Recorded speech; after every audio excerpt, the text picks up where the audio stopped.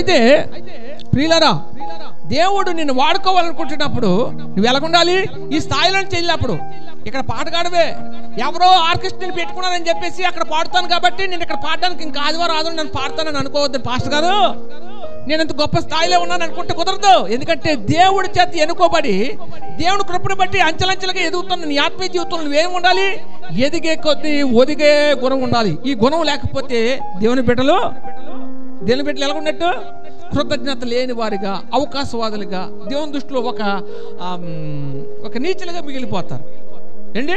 నీచులుగా మిగిలిపోతారు. మనం ఎప్పుడు కూడా ఎంత ఎదిగినా సరే ఒదిగే ఉండాలా. నీ స్థాయిని ఏ స్థితిలో నుంచి వచ్చావో నీ స్థాయిని ఎప్పుడు మర్చిపోకూడదు. దీని స్తోత్రం, హల్లెలూయా. ఇక్కడ ఏమంటున్నారు?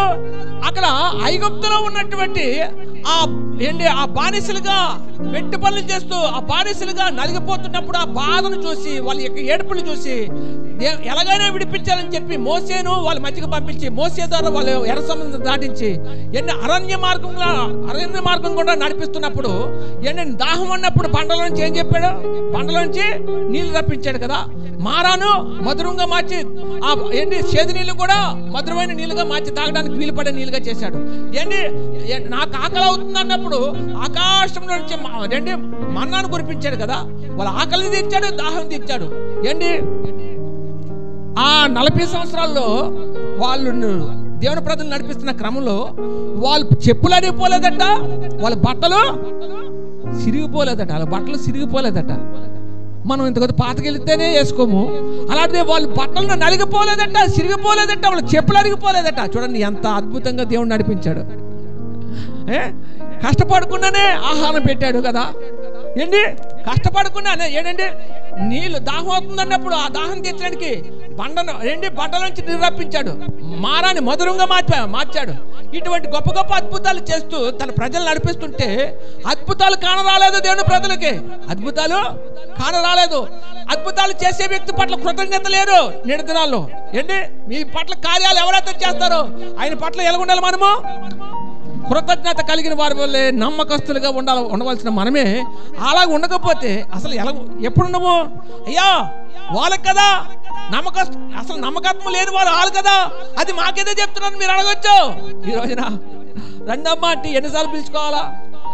రెండమ్మ అంటే ఎప్పుడో నన్ను దీవించడానికి శివరాకరణ వచ్చి అయ్యా మరి పనులు ఎక్కువైపోయి అన్నానికి ఎంతవరకు సబు? కృతజ్ఞత కలిగిన వారు వాళ్ళు ఎలాగుంటారు తెలుసా?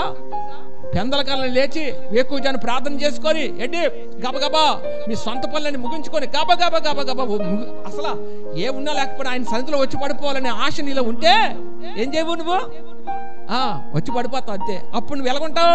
దేవుని దృష్టిలో కృతజ్ఞత గలవాడుగా,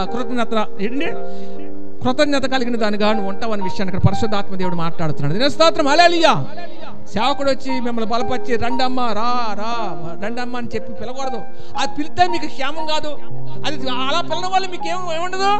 ప్రయోజనం ఉండదు, ఫలం ఉండదు. ఫలం ఉండాలంటే ప్రయోజనకరంగా నీ ఆత్మీయ జీవితం ఉండాలంటే ఒకరు పిలిస్తే నేను పిలిస్తే వచ్చే నేను పిలిస్తే ఇంకా పాస్టర్ గారు బాధపడలేక నేను పిలిస్తే వచ్చావు అంతే. నేను పిలిస్తే కాదు, నీకు నువ్వుగా వచ్చేంత ఏముండాలి? ఆశ నీలో ఉండాలి. దేవుడు చూసేది నీ ఆశనే. దేవుడు చూసేది మన హృదయంలో ఆయన పట్ల ఉన్న తృష్ణ చూస్తాడు, ఆశను చూస్తాడు.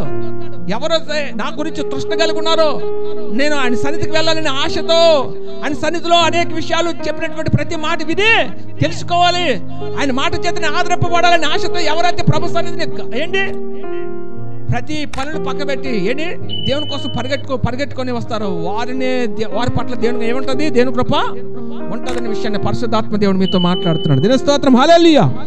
గట్టిగా హల్లెలూయా.